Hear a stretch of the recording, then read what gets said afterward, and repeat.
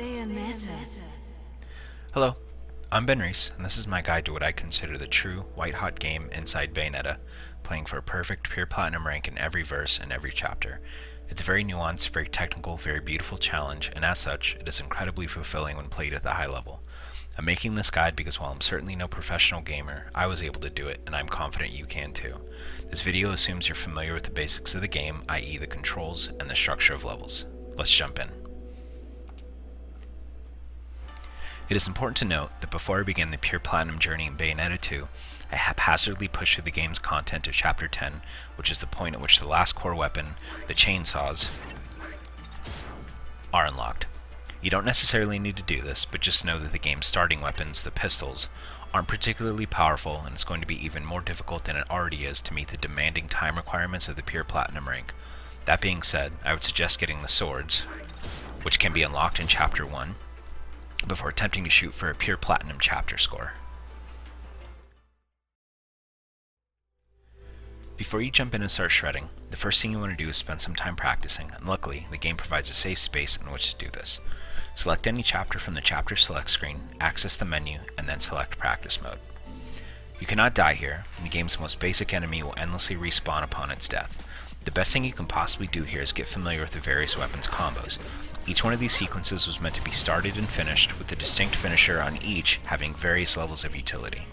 Some combos knock enemies up into the air, some stun enemies, some do massive area of effect damage without necessarily changing the enemy's state, and etc.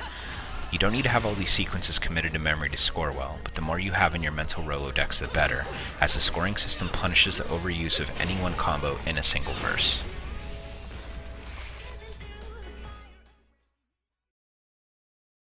Let's get into this. The first verse is a Muspelheim, or bonus level, located near the start of the environment. The goal is to kill the existing enemies within the time limit. In this case, it's the game's basic foot soldier with 30 seconds on the clock. This enemy has a couple straightforward attacks, and one not so straightforward attack, which is this rear kick it will perform if you linger behind it. I brought in the Scythe weapon because while I don't find it to be a particularly useful weapon, I love it, and knowing this verse isn't very difficult, I felt I had the leeway.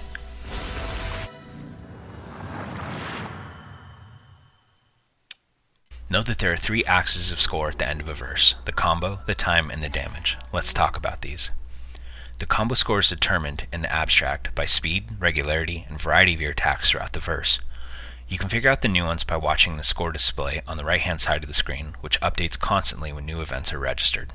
Simply put though, your job is to raise the multiplier to 9.99 as quickly as possible and to never break the combo. The multiplier can be raised with weapons that hit multiple enemies at once, with Witch Time, Umbran Climax, torture attacks, and with as much attack variety as possible. Underutilizing your techniques, defending poorly, and mindlessly mashing will ensure your multiplier stays low. The time is a simple measurement of haste against an under-the-hood lap time, determined by the number and difficulty of enemies in the verse. Damage is a deduction of score based on how much pain you received throughout the sequence. Scoring pure platinum hinges on your ability to not get hit. If you take even a teeny tiny hit from the lowest level enemy, your fast times and skillful combo scores mean a platinum rank at best. I knew I'd be up against a small group of low-level enemies in this verse, so I equipped the whips on both hand and feet. By emphasizing the punch-heavy sequences, which are very wide-reaching circular attacks, I knew I could clear them out very quickly. By utilizing the dodge offset system, which means holding down the last attack button you hit while dodging so you can resume the combo where you left off when the dodge was done, I was able to very quickly complete this verse at a 3.25 multiplier, which isn't bad for just a few squishy enemies and no real technique usage.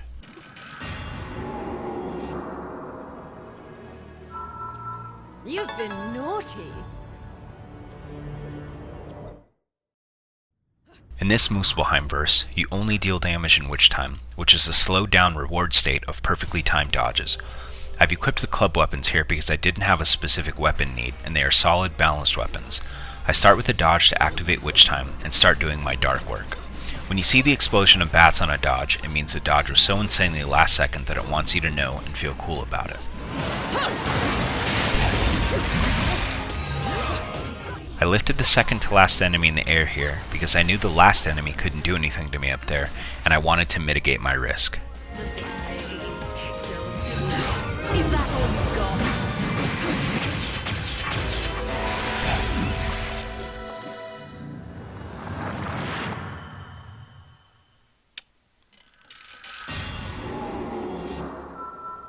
Bad boy.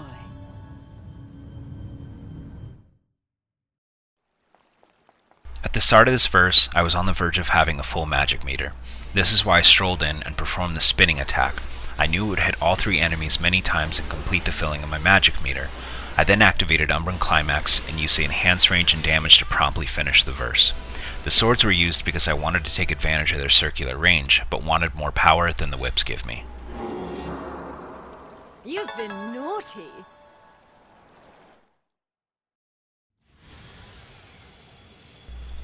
In this verse, you have a short timer, and killing an enemy adds to the timer, which means you need to systematically chop off enemies in order to not run out the clock.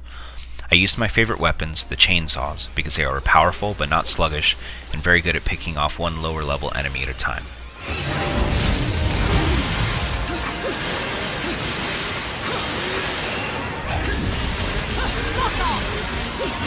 You can see me firing off the autogun here, which I reflexively use if I need to keep the combo preserved.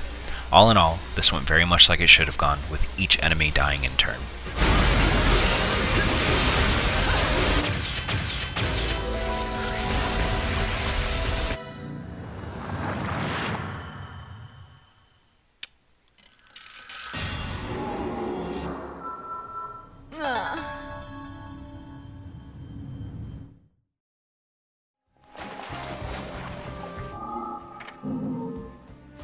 I consider this the first real verse in the game. There are 3 waves of enemies, and it requires a lot of focus and stamina. I chose the whips because I knew I'd have a nice cluster of enemies to build multiplier and magic with, and I wanted the magic for a torture attack in the 3rd wave, or an emergency Umbran Climax if things got hairy. Is that all you got?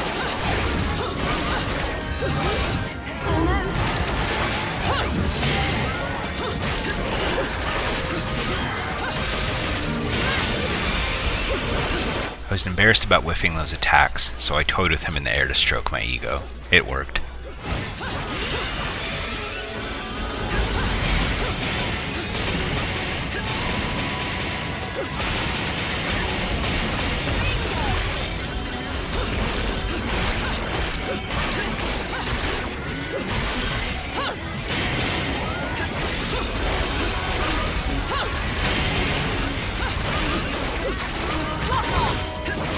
Luckily, it all went smoothly, and I was able to use a torture attack on the last enemy in the wave, a powerful version of the grunt that is highly likely to drop his weapon when tortured.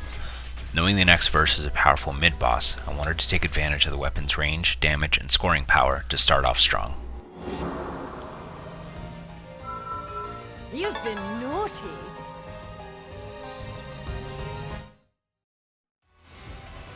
The combination of these 2 verses is pretty brutal, but luckily I was carrying the weapon drop from the last fight, which you can see does a substantial amount of damage and gets my multiplier to 1.75 before I've even pushed punch or kick.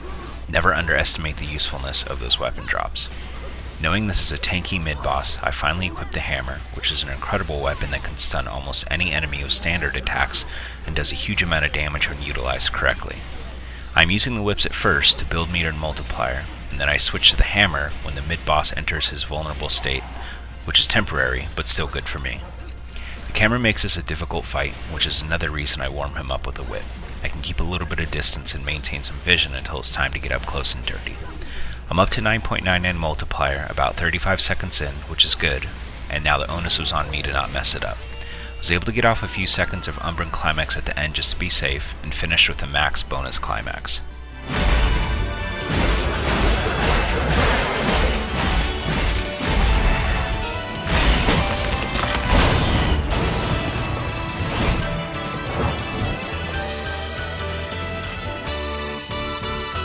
You've been naughty. I can't get For someone who's already playing for pure platinum, these verses where the objective is to not get hit are not going to be challenging at all. I consider them freebies. Knowing I'd be sardined with a big clump of very weak enemies, I went swords and made very quick work of this verse. In this fight, you can see me being very aggressive and spamming my distance closers just to hurry up and get it over with.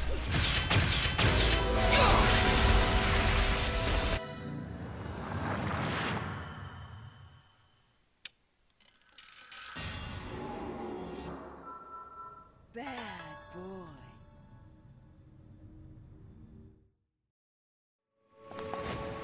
This is a very difficult verse for the unprepared.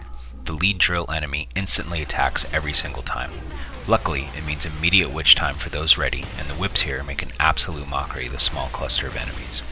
Being prepared for verses like this is frustrating at first, but ultimately it just makes you feel powerful.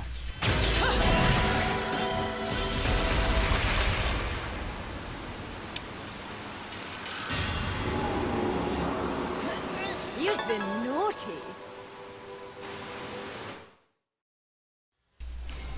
This is easily the chapter's most brutal verse. It's 3 waves of enemies, with the third being a legitimate mid-boss. I definitely utilize the hammer in this fight in order to keep the most powerful foot soldier stunned. I even use the hammer's charging ability to maximize my damage because he absolutely needs to die first. Because I know this is such a long verse, I use the Panther Run to initiate quickly with the remaining enemies because I'm not comfortable walking and auto-firing.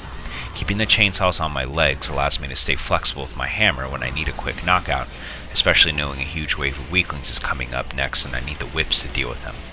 I activate Umbran Climax as soon as the wave spawns to take as many of them out as I can, but notice I deactivate Umbran Climax once enough damage has been done, so I'm not starting my meter rebuild from scratch as I'll want it for the mid-boss.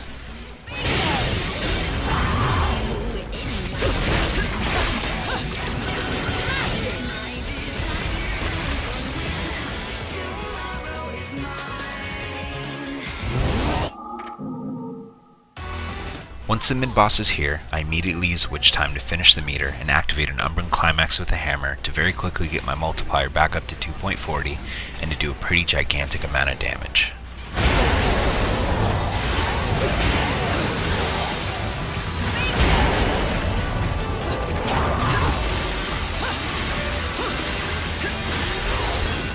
The rest of this fight is just pure stamina and some panicked dodging I'm not proud of, but I was able to build up for one more round of Umbran Climax and use it to finish him off.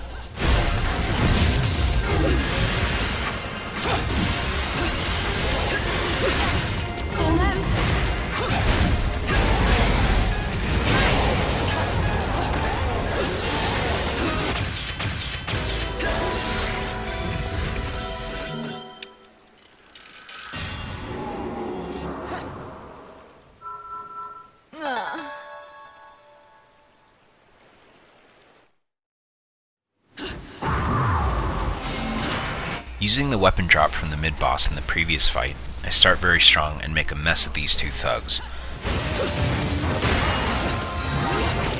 close. Is that all you've got? Got you. Knowing there is no reason to activate an Umbran Climax in a fight against just 2 enemies, I instead opt for the Torture Attack finisher, knowing I don't need the magic in the next verse.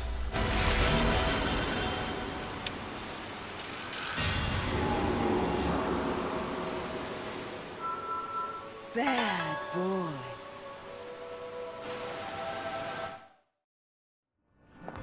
Aren't you in a hurry? This verse is another 1 enemy freebie. I use this guy for the same reason I used it in verse 1, which was also a 1 enemy freebie. Nothing special happens here except for the 3 free witch times this poor simpleton gives me that I used to build more multiplier than I have any business having.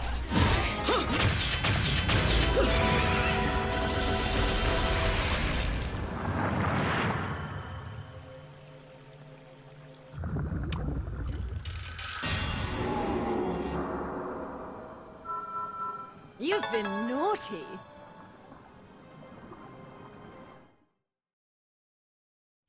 This is the final verse in Chapter 1, and is the first real boss experience in the game.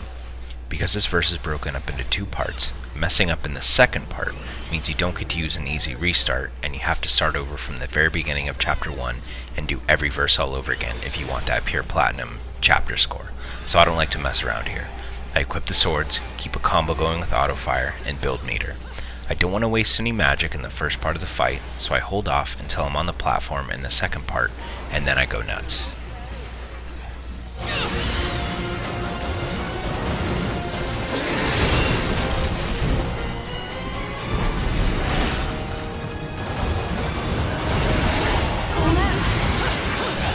I like the sword's range here, and I appreciate the stun advantage in its Umbran Climax.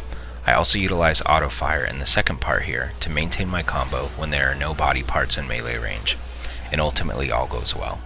I'm able to build up and use 3 different Umbran climaxes, but notice how I wait until witch time is activated to use it to maximize score. Also note how when he's no longer in melee range, I do my best to stop my mashing and get back to auto firing.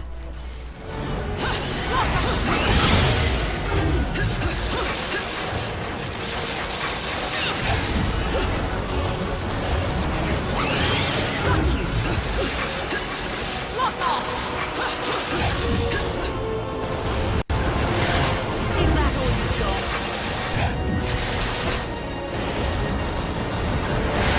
Almost. Eat Baba!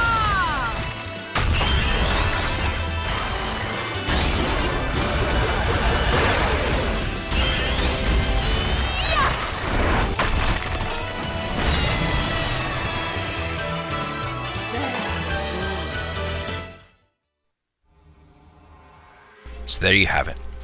Every verse had its pure platinum score recorded, and so the pure platinum chapter rank is achieved. Now that you've seen it, I hope you will pursue it.